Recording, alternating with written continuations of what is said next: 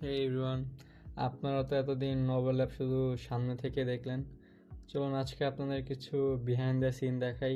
এই overlap run করতে গিয়ে আমাদের কত কিছু সম্মুখীন হতে হয়, কত কী করতে হয়, তারই এক ঝলক দেখায়। চলুন আপনাদের। তো সকাল সকাল ঘুম থেকে উঠে আমি চলে যাই মেট্রো স্টেশনে। আজকে একাই যেতে হয়েছিল, কারণ আমার বিজনেস পার্টনার সবাই বিজি ছিল। সো যেহেতু কাজ আমাদের করতে হবে, কারণ আপনারা জানেন আমরা খুব শীঘ্রই আমাদের নিউ ড্রপ আনছি। সো টাইম খুবই স্বল্প, তাই আমার একাই চলে যেতে হয়। তো মেট্রো স্টেশন থেকে আমি উত্তরা সাউথ থেকে আমি চলে যাই মিরপুর 10-এ নেমে চলে যায় হচ্ছে আপনার ঝুলপট্টি, যেখানে মেইনলি আজকের মেইন কাজটা ছিল হচ্ছে আপনার আমাদের ওভারল্যাপের জন্য লেবেল বানানো, সাইজ আর লেবেল বানানো ব্র্যান্ডিংয়ের জন্য।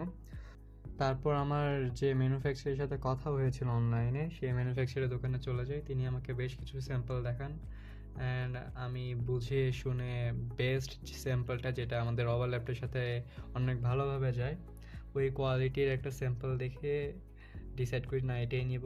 যদিও দাম বেশি ছিল, কিন্তু ভাইয়াকে এক কথায় বলতে গেলে হাত পা ধরে অনেক কষ্ট করে রিকোয়েস্ট করে দামটি একটু কমানোর ট্রাই করেছি।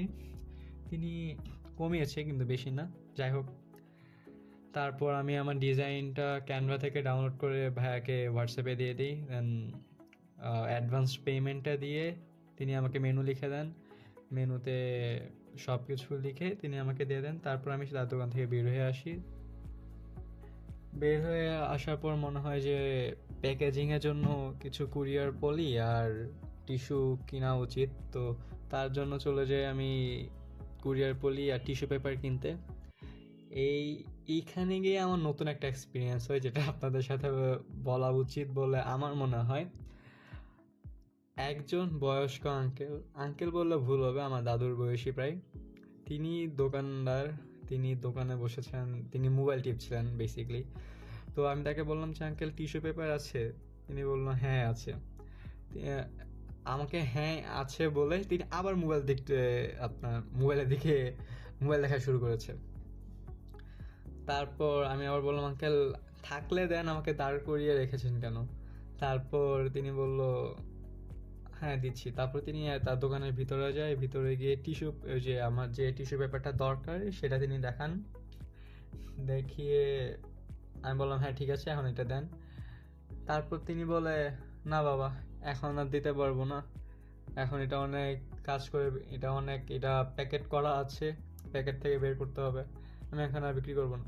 মানে আপনি বুঝতে পারতেছেন মানুষ কতটা মোবাইল নিয়ে এডিক্টেড। আমাদের মতো বয়সে যারা, তাদের কথা বাদে দিলাম, আর আপনি বয়স্ক লোকদের কথাই ভাবেন। তো যাই হোক, তা শেষ করে আমি চলে যাই হচ্ছে পাশের দোকান থেকে ওই টিস্যু পেপার আর পাইনি। তো টিস্যু পেপার বাদ দিয়ে পাশের দোকান থেকে আমি কুরিয়ার পলি কেনার পরে এমন বৃষ্টি, এই বৃষ্টির মধ্যে মেট্রো স্টেশনে যাওয়া টাফ হয়ে গিয়েছিল। তাও অনেক কষ্ট করে একটা রিক্সা পাই। দেন ওই রিক্সা দিয়ে আমি মেট্রো স্টেশনে যাই। তারপর আর কি ভিজে একাকার, এই এক হাতে কুরিয়ার পলি এগুলা নিয়ে উত্তরায় ব্যাক করি। তো এটি ছিল আমাদের শুধু একদিনের বিহাইন্ড দ্য সিন, যে আমাদের কত কি করতে হয়।